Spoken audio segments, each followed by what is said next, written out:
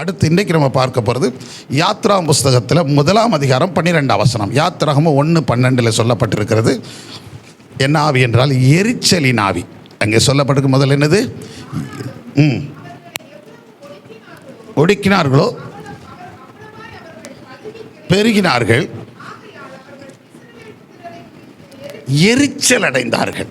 அதாவது இஸ்ரவேல் ஜனங்கள் பெருகிக்கிட்டே இருக்கிறாங்க. இவங்க எகிப்தியர்கள் அவங்களை அடிமைப்படுத்திக்கிட்டே இருக்காங்க, ஒடுக்குறாங்க. அந்த அடிமைப்படுத்திக்கிட்டே இருந்தாலும் எவ்வளவா நெருக்கங்கள் வருதோ அந்த அளவுக்கு இங்கே பெருகும்போது அவங்க என்ன அடைகிறாங்க? எரிச்சல்.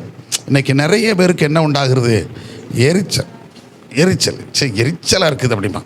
சில நேரங்களில் நிறைய டிம்னு பாட்டு போட்டுருந்தாலும் கொட்டடிச்சிக்கிட்டு இருந்தாலும் என்ன அடிக்கும்? எரிச்சல். சத்தங்கள் வேறணும். வீட்லேயும் சில பிள்ளைகள் கடப்படா நடித்து உருட்டிக்கிட்டு இருந்தால் என்ன இருக்கும்?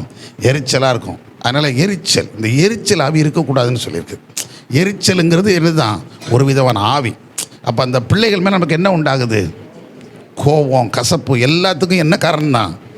எரிச்சல். அந்த எரிச்சலின் ஆவி. இவங்க பாருங்கண்ணே, அந்த ஜனங்கள் மேலே என்ன அடைந்தார்களாம்? எரிச்சல் அடைந்தார்கள் என்று சொல்லப்பட்டிருக்குது. ஏன்னா நீதிமொழிகளில் சொல்லப்பட்டிருக்குது. 6ஆம் அதிகாரம் 34ஆம் வசனம் பார்க்கும்போது, ஸ்திரியை குறித்த எரிச்சல் புருஷனுக்கு மூர்க்கத்தை உண்டு பண்ணும் அப்படின்னு சொல்லியிருக்குது. அதாவது ஸ்திரியை, இப்போ ரெண்டையும் தான் நீங்கள் எடுத்துக்கிடுங்க. ஸ்திரின்னு மட்டும் இல்லை, இப்போ புருஷனை குறித்த எரிச்சலும் மனைவிக்கு என்னத்தை கொண்டு வந்துடும்? மூர்க்கங்கிறது என்னது? அது ஒரு ஆவி, மூர்க்கத்தின் ஆவி. அது பின்னாடி பார்ப்போம், நல்லா கவனிங்க. அப்போ எரிச்சல் என்னத்தை கொண்டு வந்துடுது? கோபம். அப்படியே எரிச்சல் நான் உடனே எதையாவது ஒன்று பண்ணிடணும் அப்படின்னு நினைக்காங்க. இப்போ ஏன் அடிதடி நடக்கு வீட்டில்? ஏன் வீட்டில் அடிதடி நடக்குது? எரிச்சல் தான் என்ன செய்யுது? எரிச்சப்பட்டு தான் கையில் இருக்குது எதையாவது தூக்கி என்ன செஞ்சிருது? எரிஞ்சிருது. கையில் என்ன இருக்குது? எரிதாங்களா இல்லையா? படார்னு அடிச்சிடுறாங்க, படார்னு எரிஞ்சிருந்தாங்க, அதெல்லாம் செய்கிறாங்கன்னா என்ன அடையுது? எரிச்சல். ஓவராக சொன்னதே சொல்லிக்கிட்டு இருக்கோம். நோயின்னு இருந்தால் என்ன நடந்துருது? எரிச்சல் வந்துடும். இந்த எரிச்சலின் ஆவி. இந்த ஆவி எங்கே கிரியை செய்யக்கூடாதுன்னா, நம்ம வீடுகளுக்குள்ளும் கிரியை செய்யக்கூடாது, இந்த உலகத்துக்குள்ளும் கிரியை செய்யக்கூடாது. அல்லேலூயா. அந்த ஆவி தான் நிறைய அழிவுக்கு என்னவாக இருக்குது? காரணமாக இருக்குது. அதுதான் இங்கே எழுதப்பட்டிருக்கிறது. புருஷனுக்கு மனைவியை குறித்த எரிச்சல் என்னத்தை கொண்டு வருமா? மூர்க்கத்தை கொண்டு வரும். ஆதியாம் புஸ்தகம் 4ஆம் அதிகாரம் 5ஆம் 6 வசனத்திலிருந்து 7ஆம் வசனம் வாசிக்கும்போது அங்கே என்ன சொல்லப்பட்டிருக்கு பாருங்களேன். காயினே அவன் இதை அங்கீகரிக்கலை. அப்பொழுது காயினுக்கு என்ன உண்டாயிடுச்சு? மிகவும் எரிச்சல் உண்டாயிடுச்சு. அவன் முகநாடி வேறுபட்டது. அவை கர்த்தர் அவன்கிட்ட கேட்காரு, நீ என்ன செய்யலாமா? ஏன் உனக்கு எரிச்சல் உண்டாயிடுச்சு?